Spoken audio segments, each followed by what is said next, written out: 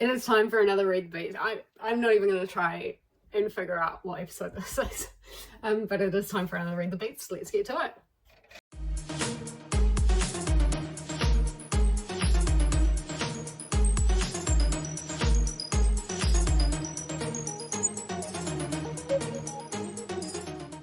All right. I'm so excited to be back. I've got, as you can see,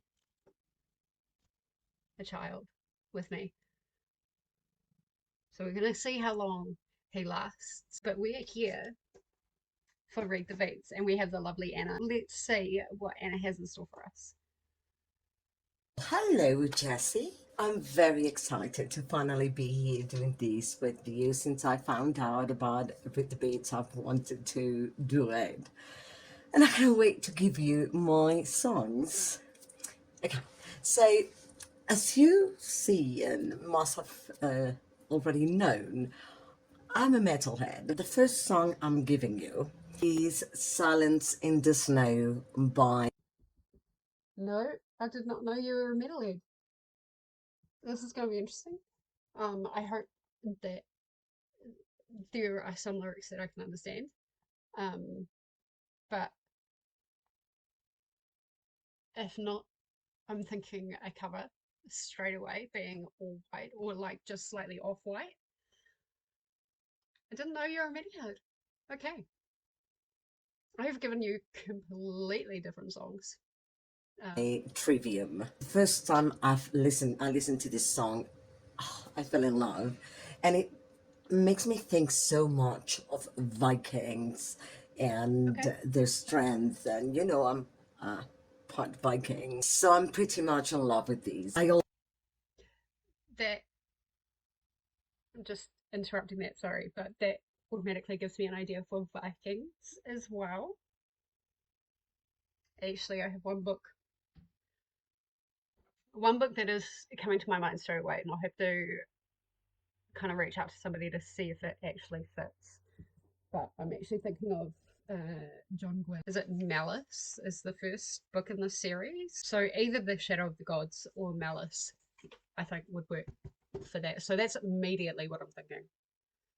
also love snow and anything wintry and cold, so there you have one. Then I thought of these through. I wasn't sure. I was sure I was going to give you a song by this band, because also the head of the band is a genius, a musical genius, and but I was not sure which song to choose. I knew I wanted something rebellious because I'm a rebel. I've always been one since I was a kid, but a rebel with a cause. So I wanted to give you something. I was doubting a couple of other songs because they are also talk about rebellion. Actually, one of them is inspired in one of my favorite dystopian books, that is 1984.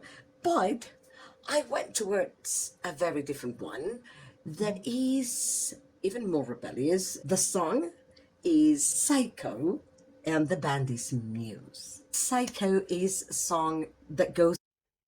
I love that album cover. It's just like there's a juxtaposition with like I guess the freakiness of the person that's holding the baby, and then there's the baby. Yeah, that's really interesting. I guess I could play around with that. Against criticizes, strongly criticizes not only the military world, but the fact that we are submissive to systems that end up ruling our lives. What we do, why we do it, and we just follow orders, and we don't even realize up to what extent in every area of our life. So there you have it. The video, you have to watch the one with the video. And lastly, I was considering Aerosmith, which is one of my favorite bands of all time, but I thought, no, wait, I should give you something that represents the other part of me, the Latin part, right? So I thought, well, I'm Spanish, I live in Colombia, I love dancing, especially dancing salsa. So why not give her Oh, my favorite salsa of all time? As a yes. musician, it's a salsa, but the pianist is incredible. That cover is very busy. I'm expecting something quite fun with this. I've never heard of this. I've never heard of any of these bands. Well, I've heard of Muse, but I haven't listened to any of the music. But this, yeah, this is very, very busy. So I'm expecting something fun, something summery. Maybe we're going into summer. So, And he puts classical music, the revolutionary study by Chopin, in it. He puts blues, jazz. He does everything he wants with it. Also, the drums are incredible. Everything in this song is amazing. It's a long salsa, but it's totally worth it, and you never get bored either listening to it or dancing it. So there you have three of my favorite songs, and I hope you have loads of fun with them. I cannot wait to see the books you choose. I'm excited to see a Spanish song on there because being Anna in Spanish, I wanted to put something with a Spanish influence, on the TBR, and so that's gonna be in my mind and quite forward in my mind, especially with that third song.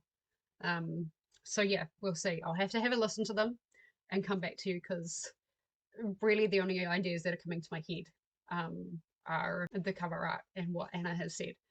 So yeah, we'll have a listen. We'll see how it goes. I'm looking forward to it. I'm so excited to be back. Thank you, Anna, for reading the beats with me. And I can't wait to see what you choose. Like our song choices were very widely different. So it's going to make for an interesting episode on both accounts. But I will see you guys on the other side with my choices. Okay, so I've chosen my books. I've listened to the songs, which were incredible, by the way.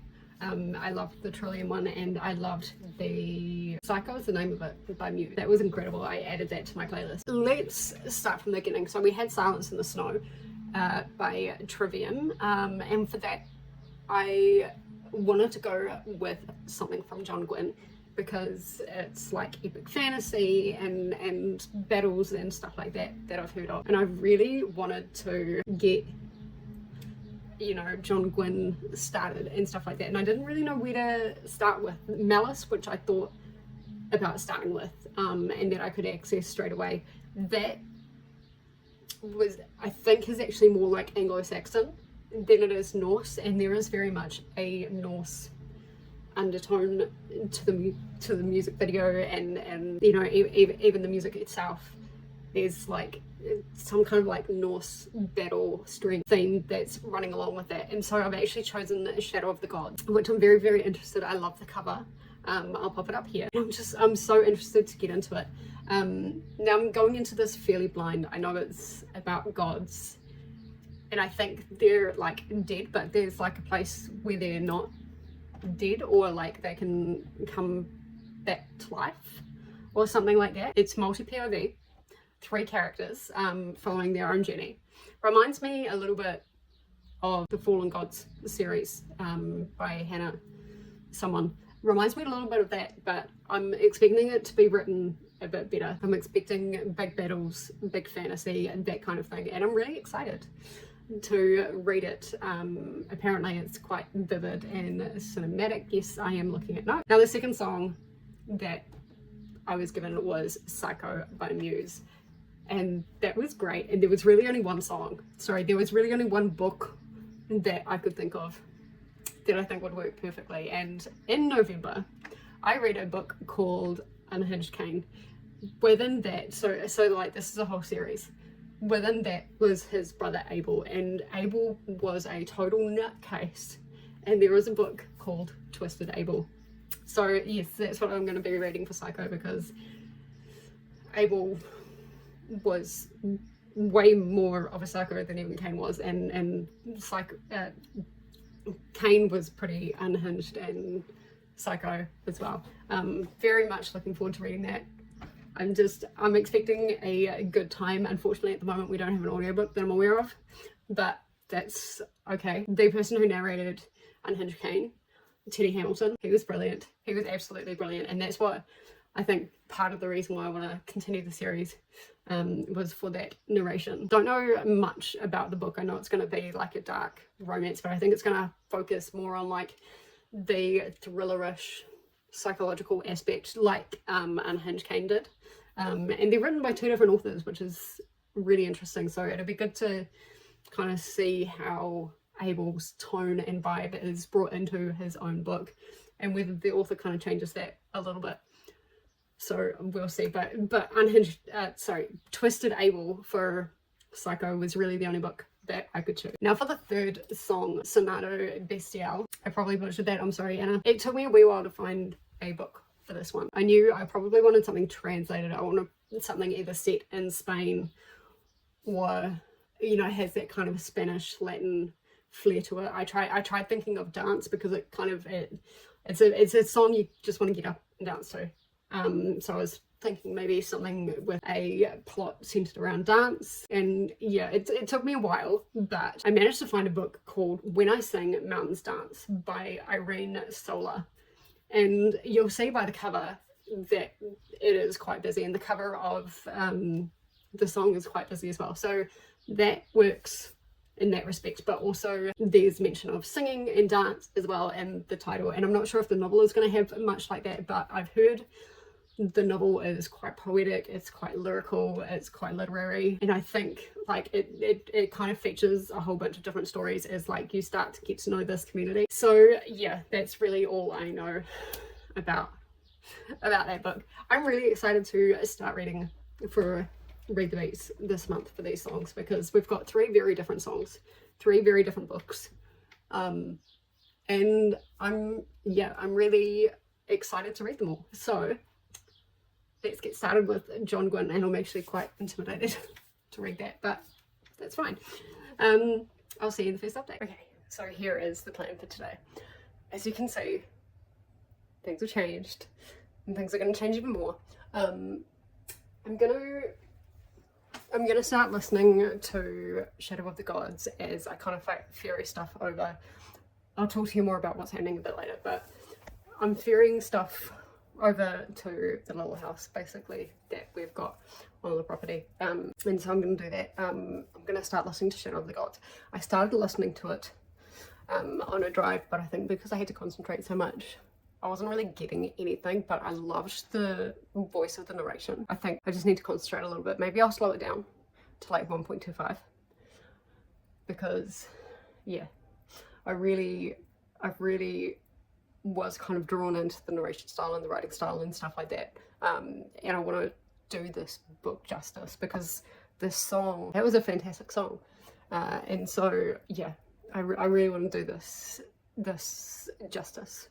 So yeah, I'll talk to you guys when I actually have something more to say. Okay, so reading When I Sing the Mountains Dance.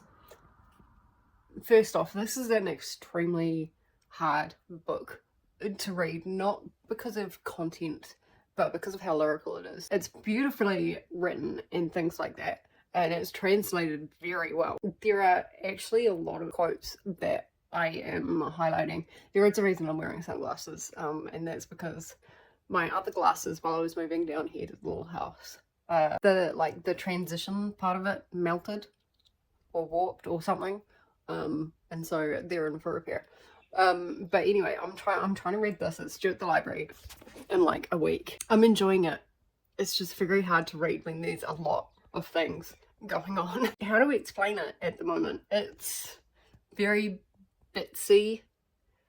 There's lots of like little things that are happening, but there's an overarching theme of kind of being out in the mountains and not being told what to do. They're currently talking about people talking about God and Jesus and the Virgin and things like that, and this narrator, who is unnamed, she's saying, "What virgin, a god like each of their fathers, evil, evil, evil, and a torturer like them, and frightened by all the lies they repeated so many times, they done come to believe. For there not be a single one left on these mountains, nary a one of those who did point at us, who locked us up, who searched for the devil's mark upon us, and knotted the nooses and tied the ropes." So yeah, this narrator is saying that they're quite glad to be out in the mountains and not being told, you know, what to believe and how to believe. And I guess with all the dangers that come with living out there, like, this narrator actually feels safer and happier, which is really cool, because staying or not staying had nary a thing to do with the fires of hell, nor with divine punishment, or with any faith, nor with any sort of virtue. No, being able to get up every morning to gather penny buns and golden chanterelles and tell stories, 'tis to do with the thunderclaps that befell the tree and the man, and the virgin and child and the demon were all fashioned of the same, of the self same folly. So yeah, it's, you can see how it's written, you can see how lyrical and beautiful it's written, and I can see why this won awards. And I think when things settle down properly, I would like to reread this and get even more out of it. I think the more you read it, the more you could get things out of it, and I love books that do that. So I think that's what's going to happen. I think I'm going to buy a physical copy at some point this year, and yeah, but I will obviously still continue to read it. I've got a week until this is due at the library, and I think it's one of those books that you can't rush through. It's one of those books you've got to be quite deliberate with, and so yeah, I think it is going to take that whole 7 days. You are going to see updates, very bitsy. I'm reading what I can when I can at the moment. So yeah, I'm going to keep reading this for a little bit this morning, and yeah, we'll catch up a bit later.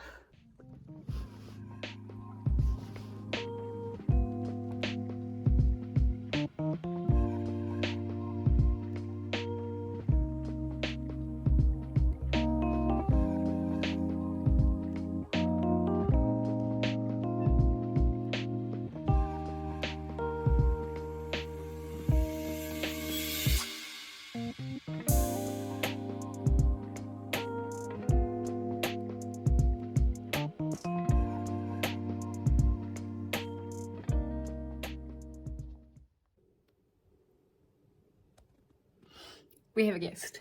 So I'm about 50 pages from the end of When I Dance, or If I Dance, The Mountains Sing. I should know it because I've been reading it. And I'm so enjoying it. The main thing that kind of connects this book with the song, with the salsa that I was given. For me, salsa is all about community. Like, and like, it brings a bunch of people together and things like that. And this whole book is about community, so much so that you're getting perspectives from all sorts of different characters about different situations that are happening, or you're getting all sorts of perspectives from different characters about, like, the same situation that's happening. Essentially, each part is one situation or one thing that happens, and then you've got, like, it's not the same thing, but it's what's happening to different characters while this one particular thing is going on. And I don't want to spoil it too much. It's one that I really recommend that people read and kind of go into a bit blind.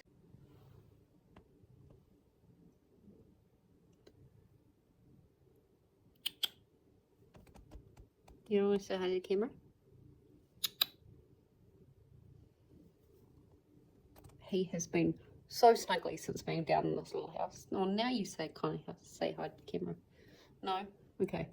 Yeah, it's one that I recommend that you go into relatively blind, like I do with a lot of the books that I read for Read the Beats, but you are getting so many different perspectives, but it's really well written. I'm usually not a fan of multi-perspectives. But this is written so well, and it's so clearly defined where it's meant to be in the story that it's not bothering me so much. And it bothered me a little bit in the beginning, because you don't necessarily know who's talking straight away until partway through their little story in their little chapter. But I started treating it like a short story collection, or even like a series of vignettes, I believe is what you call them. And it's been working really well since then. That's really the main comparison to the song that I can bring at the moment, is the fact that salsa to me is about community, and you know, the being up in the mountains, they are very community orientated. Like if there's an outsider that comes in, they're very like they're quite suspicious, and for good reason where they are. And what's going on, there's soldiers that tend to be not so good, and so you see the good in living in the mountains, and every single story there is something good about the mountains and these people. As much as trials and tribulations as they go through, they still love living in the mountains, and they wouldn't kind of live down in the towns and stuff like that, no matter what happens. And there's some pretty gnarly stuff that happens, I'm not gonna lie. Some of it's like a bit like, whoa. But they still would choose to live in the mountains, or kind of like just at the mountains. Hi. You gonna say hello? I'm kind of pointing it at the wrong angle, am I?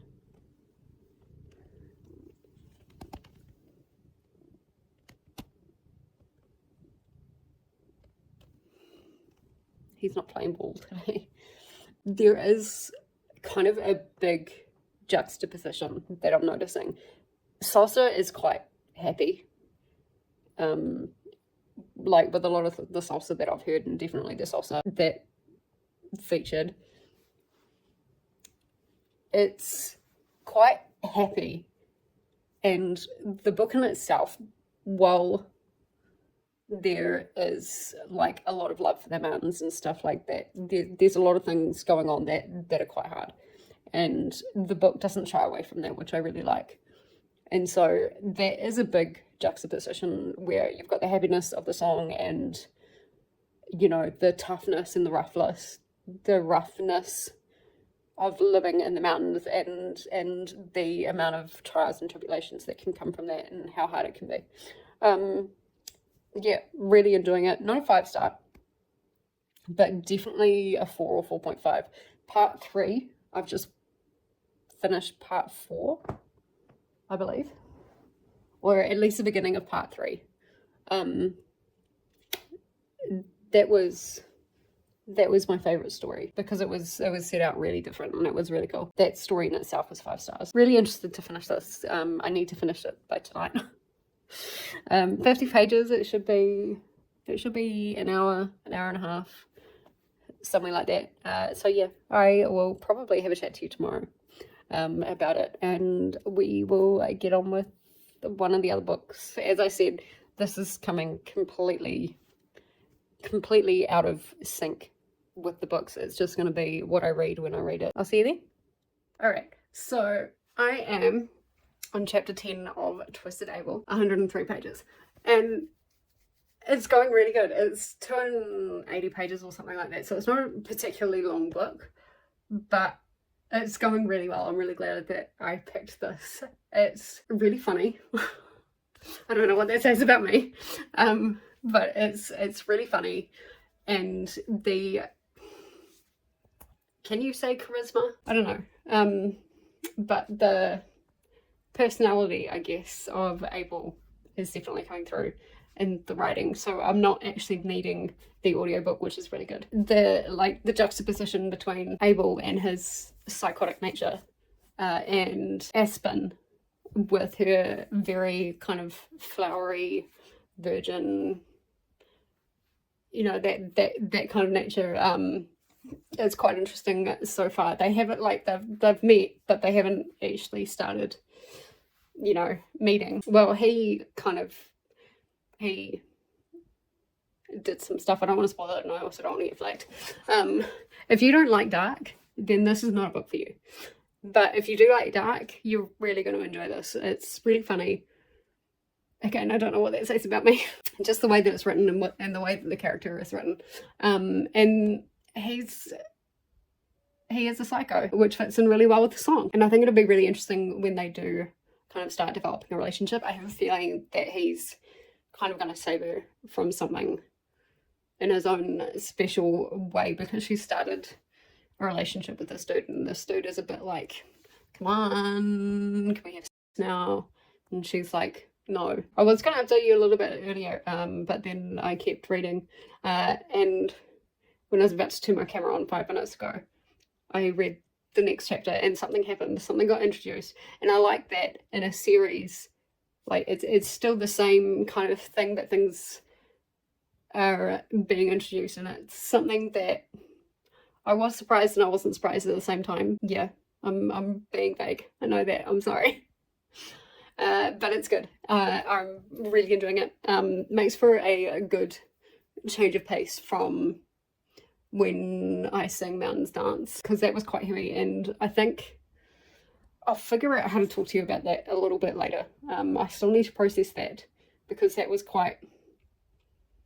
That book was very layered, and it needs a little bit of thinking about. It's a book that I actually want on my shelf, as well as the Unhinged Cane Twisted Able series. I actually want them on my shelf. But yeah, that is going to be my update for now. At least you're getting Twisted Able at the kind of right interval, because that was the second song on Anna's list. As for Shadow of the Gods, it's one that I've tried a few times with just the audio, and it hasn't really worked. So I have the Kindle version, and I'm going to try and find some time to do this immersively, so it might make things a little bit easier, because yeah, just with the audio it's just not quite working. But yeah, that is my random little update. I can guarantee you the next book I'm going to finish is going to be Twisted Able. So I will see you at the end of that, and we'll see if I can formulate my thoughts for the other one as well. Today is Shadow of the Gods Day. I'm about 10% of the way through the book. Enjoying it a lot better, like I said, now that I'm immersion reading it. The best part of this book to me at the moment is Varga, and his audition, if you like, to join the Blood Sworn. And like, that's what this is, right? It's the Blood Sworn saga. So I think he's kind of the main character without being the main character. There's a lot of main characters in this. There's Orca, which I'm just about to start. There's one that we just got introduced to. And so at the moment we've got 3 perspectives. Alvar, like, is a little kind of... I don't really know much about what her perspective is going to be. Orca's perspective was quite interesting. Kind of finding this family that's randomly been killed, and these guys are all in different places, as far as I can tell. But yeah, definitely Varg is so far the main interesting one, in my opinion. Enjoying it, but I think one of the things that's really stopping me from feeling 5-star is the fact that in order for me to understand some of the names and some of the places, I have to listen to it and look at it at the same time. And so, while I'm happy enough to do that, I think for it to be a 5-star for me, it needs, like, I need to be able to either just physically read it, or, you know, just listen to it audibly and not have any trouble understanding how to pronounce things. But it's very well written. So yes, I'm about 10% of the way. Audible says 9 hours, 34 minutes on the speed that I'm listening to, which is 1.7. I tried 1.5 and I was reading too fast for it. I kept going ahead of the narration. So yeah, we are gonna read and see how we go. I'm hoping to at least get to 50% today, but that could be a bit of a stretch. We'll see. So I'm almost 40% into the way into the Shadow of the Gods for Silence in the Snow. And I am, now that I'm immersed in reading it, I think I've said before, I'm actually really enjoying it. The three different perspectives, I'm really enjoying two of them, and then there's one that I'm about to get to, Alva, that I'm not really enjoying so much and kind of struggling to see why her perspective is really needed. Varg's perspective is really interesting because he's kind of come from being a thrall, which is kind of like a servant or a slave, and he's in trying to find Seth the Witch, and I'm not quite sure what they do, but they're a witch of some sort. He's managed to get himself into this band of people called the Bloodsworn, and I guess they're like mercenaries or an army for one of the Jarls, but like they can kind of go off on their own, I think. So yeah, like having him kind of ingratiate himself into that band of people has been really interesting, and he's just sailed off with them, and he's like, wow, like I'm really doing this, I'm really here. And so yeah, I've really enjoyed Varg's and his like determination not to give up, and the thinking that he has like to get himself out of situations, although he totally messed up one of them, which is fine. But yeah, like that kind of thing, it's really interesting. Orca's perspective is really interesting to read as well, because she's the family dynamic. She's a mother, her husband, and her son, and her son is quite close to Vason, and I'll try and explain what they are a little bit more when I can explain them. They're like creatures, but like almost, I guess, like divine creatures, not necessarily good or evil, but there's one Vason that the boy befriends called Vesley, I believe is her name, and she's like a winged kind of thing, and she has healing power, like her spit has healing properties in it, and so there's actually two Vason that are kind of sworn to help protect the family and stuff like that. And where we're at the moment is there's been something that has been taking kids in their village, and Orca's son Brekka, that's the son's name, is Brekka, so he's been taken, and I like her line. There's a couple of lines, like she goes full on beast mode. Hell hath no fury like a woman trying to save her kid. And so she's talking to this Vason, Vesley. Vesley, tell me why I am so in love with Vesley. It's just I don't know. It's just like this the cutest thing. Like I wouldn't want to get on its bad side, but she is very loyal, especially to Brekka. So yeah, I think so far Vesley is my favorite character. But her and Orca are kind of talking, and she says, I am blood, I am death, I am vengeance. Vesley will come with you, help mistress get Brekka back. The tenor said, no, said Orca, death is my only companion, stay and help Spurt. Who's the other Vason? What are you going to do with them, mistress? The tenor asked. I'm going to find the owner of these blades and give them back to him. Yeah, it's such a good depiction of like vengeance and a mother going full on beast. And I'm looking forward to seeing how that story progresses. Do I expect the kid to be like maybe I don't know. Although because I'm kind of falling for Vesley, I'm imagining something bad is going to happen to Vesley at some point. We'll see. Apparently I've got 6.5 hours left in the book at my current speed. So we'll see if I finish this today. I would be very happy if I could finish this today. But yeah, we'll catch you on the flip side. Okay, so I am about 3.5 hours into finishing.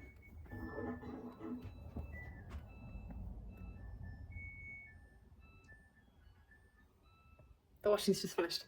I'm about 3.5 hours into finishing Shadow of the Gods. Now that it's coming together, I am really enjoying it. You've got Varg and his group of people who are kind of in the same area as Alva. I think I'm still struggling with names, so that's not great. But they're kind of like in the same area or the same mountain range. I don't know how far away they are. At least that was before Alva and her group ended up going off onto their own little adventure. And then you've got Orca, who managed to sail to like the Queen's the Queen's, I don't know, part of their island, like her town, and she actually found who was kidnapping all these kids and stuff. She's still trying to find Brekka, but yeah, she's making some statements. She's making some statements along the way, and I love that for her. And she managed to free a whole bunch of the kids, whether the kids actually get away or not.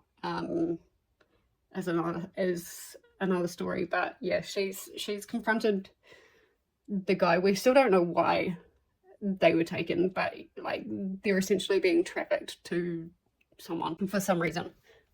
So yeah, that's where I'm up to. I think because I am still struggling with names, I'm still, I don't know, I don't have a map where I can like actually place people at a certain point. So I'm like, although I know where they are, I'm struggling like to place them in relation to each other. And so that's kind of keeping me from giving it a 5-star, but it's definitely above a 4-star because it is so well written. It is so well constructed. Like the fight scenes are really engaging and stuff like that. And yeah, I'm very, very much enjoying it. But because I'm having those troubles, at least for now, maybe throughout the rest of the series, if I get to that this year, I will get to that this year. Maybe that can change, but for now, until I get used to it, it's looking like a 4.5. But we will see. We've got 3.5 hours to go, so I will catch you at the end. Okay, so we're going to wrap up Read the Beats here. I realise I haven't wrote any of them up. Let's talk about When I Sing Mountains Dance by Irene Solar. That was such a well-crafted book, as well as the song Sonato Bestiale. That was incredibly well-crafted as well, so that worked. The biggest thing, like I said in my updates, where it works is that there's like a big community feel with salsa, and there was a big community feel with, you know, the stories and the people that live near these mountains. And so that's the biggest connection that I could make. The biggest, I guess, difference is the beat is quite happy with the song, and it's not a happy book. There is happiness in it because all of these people would rather be, no matter how hard their life is, they would rather still be in the mountains than be, you know, in a town where they're told what to believe and what to do and stuff like that. There's also the kind of hardness of the life, and that, you know, that really comes through immediately in the first chapter. There's someone who dies quite suddenly and quite brutally, and you've got quite a lot of death within the pages of the book, and you've got a lot of hardship that is happening within the pages of these books. And so that is a real difference between at least the tone of the song and the book itself. It was incredibly well crafted and well written. I'm not usually a fan of multi POV, but this, as soon as I started treating it like short stories, it was really, really, really good. I'm giving it a 4-star because, yeah, it was definitely a hard book to read. It's probably not a book for everyone. It's very literary, very whimsical, very I say whimsical, but like it's literary fiction, definitely literary fiction. It was still very, very good. And if you like literary fiction, then I would recommend you pick this up. But it's definitely not going to be a book for everybody to read. So yeah, 4 stars I think is quite right with that. The next song that we were given was Psycho by Muse, and I realise again I'm going backwards. I just realised that, but we're going to go with it. Psycho by Muse. So I chose Twisted Able, and really that was the only book that came to mind, and I think it was the perfect book for it. While there is a big, at least in the music video, there's like a big emphasis on like the military and how you kind of told to think and act and react. The song lyrics itself really played into Twisted Able. Like he's admitting that he's a effing psycho. Um, and so yeah, I think that worked really well. It was quite dark, very uncensored. I say dark, like to me it wasn't that dark, but it was more that it was uncensored. You've got I don't want to get flagged. Read it for yourself. But I thought it was really funny. I'm not giving it a 5 star. I'm giving it a 4 star. Again, another 4 star. And this is mainly because of the editing. The second half of the book, like the plot was still really good, and you kind of saw Abel in his own weird way kind of come to the day and save the girl and all of that kind of stuff. But the editing really flopped in the second half of the book. There were a lot of spelling mistakes, there were a lot of grammatical errors, and it actually took me away from the story more often than not. And so that's the reason why it's getting a 4 star. But really, Psycho and Twisted Able were kind of like meant to go together. So that was absolutely the right book to choose for Psycho. Now, our third, aka our first song, was Silence in the Snow by Trivium. Fantastic song. And Psycho is on my playlist as well. That one I immediately thought of like something Norse, and I was humming and hurrying whether to go with Malice or Shadow of the Gods by John Wood. I ended up going with Shadow of the Gods because that was more Norse inspired than like Anglo-Saxon Britain kind of inspired. And so that was a very, very interesting read. I'm really looking forward to getting to book 2. It's getting a 4.25 for me, mainly because of the fact that even now I still struggle with the names of the characters. I remember Varg and Orca. It took me way too long to remember Alva. And then there's Brecca, and there's a bunch of different characters, and some of them sounded very similar to each other, and so I would often get confused what they were talking about or who they were talking about. And so yeah, like that was really hard. And the other thing is they were all on their own adventure. They didn't come together at all. Maybe except for Varg and Orca, but like through something else. They didn't actually kind of converge. And so that made it really hard to kind of gauge where everybody was. And there was no map. I mean, maybe it's just because it was the Kindle version that it didn't have a map. I'm wondering if the paperback or hardback would have had a map. But I would have thought for something this big, and the fact that all of the characters were in separate places doing their own thing, they eventually kind of come around to the same area of the map. But for them all to be so different, a map would have been really good. I'm glad there was a glossary at the end, because it actually told you how to pronounce like Sethlewitch and a lot of the weird kind of, in the book it looks like a D, but like a really fancy, almost like a Hobbiton version of a D or something. I don't know.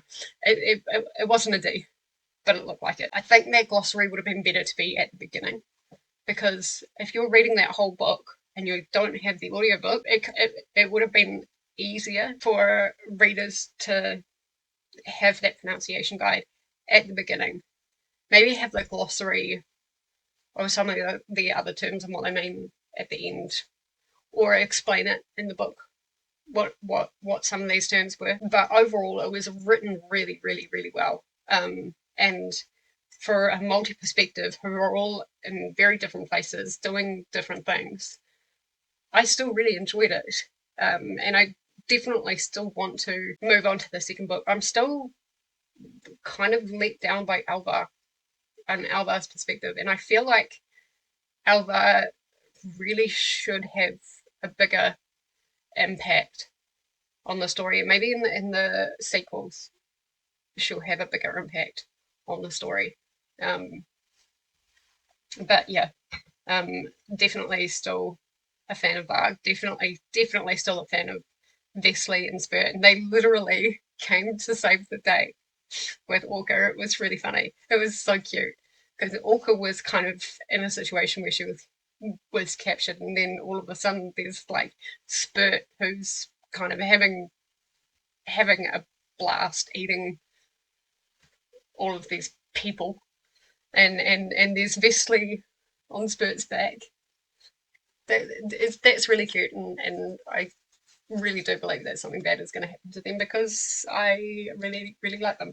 Um, but yeah, so relating it back to the song, I mean, it's a wintry song. It's a wintry book. Immediately you start off with Orca kind of trudging and her family trudging through the snow, but just like the Norse aspect of it also relates back to the book as well, and it does have very Norse kind of undertones to it, I feel. Um, so yeah, I think overall for this Read the Beats we did really well. We didn't get a 5 star, but maybe if I reread Shadow of the Gods a little bit later after I've read the rest of the series, maybe it might move up to a 5 star, but at the moment I just can't quite get there. But 4 stars overall for all of the books is really good, and I recommend everyone picks them up. I think with all of the books that I've chosen, they're definitely not going to be books for everyone. You'd be more likely to enjoy Shadow of the Gods than a lot of people would enjoy When I Sing Mountains Dance or Twisted Able. But for those that do enjoy those books, you're really going to love them. So yeah, thank you so much, Anna, again for being part of Read the Beats. I so appreciate it. I enjoy every Read the Beats that I do. And yeah, I'll see everybody in the next episode, and the next one is going to be really interesting. So make sure you tune in for that.